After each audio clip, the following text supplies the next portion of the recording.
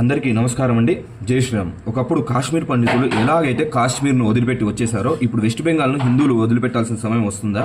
ఇంకోసారి టీఎంసీని గిన వాళ్ళు చైర్లో కూర్చోబెట్టారంటే ఆ అధికారిని ఇక హిందువులు వెస్ట్ బెంగాల్ని వదిలేసి రావాల్సిందే. వెస్ట్ బెంగాల్ పొరపాటున టీఎంసీ గెలిచిందంటే వెస్ట్ బెంగాల్ వెస్ట్ బంగ్లాగా మారే అవకాశం కూడా లేకపోలేదు. ఆల్రెడీ 90 లక్షల మంది పైగా బంగ్లాదేశ్ ఇమిగ్రెంట్ ఓటర్స్ లిస్టు తీసేశారు. అంటే 1 కోటి మంది వెస్ట్ బెంగాల్లో 1 కోటి మంది ఓటర్స్ లిస్టు అంటే వాళ్ళ పిల్లలు ఎంతమంది ఉండాలి, ఓటు హక్కు లేని వారు ఎంతమంది చూసుకోండి.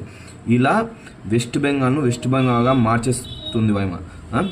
ఇంకోటి, ఇప్పుడు బీజేపీ సెంట్రల్ గవర్నమెంట్లో ఉండి కొంచెమన్నా కొద్దిగా కాపాడుతుంది.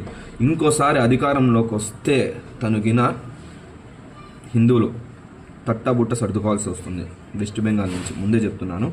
కాబట్టి ఓటు వేసే ముందు ఆలోచించి వేయండి. ఇక్కడ ఇంకో ప్రాబ్లం అంటే మన హిందువులతో వచ్చినది సెక్యులరిజం.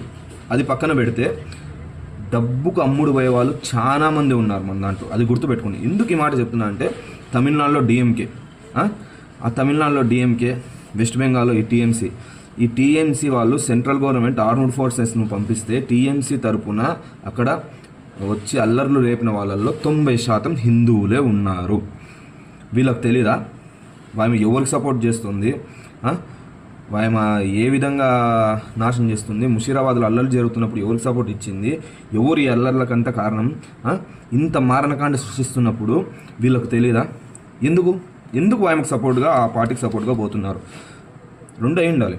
ఒకటి, తెలివిలేని బానిసత్వం. రెండోది డబ్బుకు అమ్ముడు. ఈ 2 కాకుండా ఇంకా వేరేది ఏంటంటుంది కారణం. ఇక్కడ డిఎంకే పరిస్థితి కూడా అంతే. డైరెక్ట్ ఆ డిఎంకే స్టాలిన్ కొడుకు సనాతన ధర్మాన్ని తుడిచిపెడతామనే మాట చెప్పినప్పటికీ అక్కడ 90% పైన ఆ ఓటర్స్ లిస్ట్లో ఉండేది కూడా హిందువులే తమిళనాడులో. ఎందుకు సపోర్ట్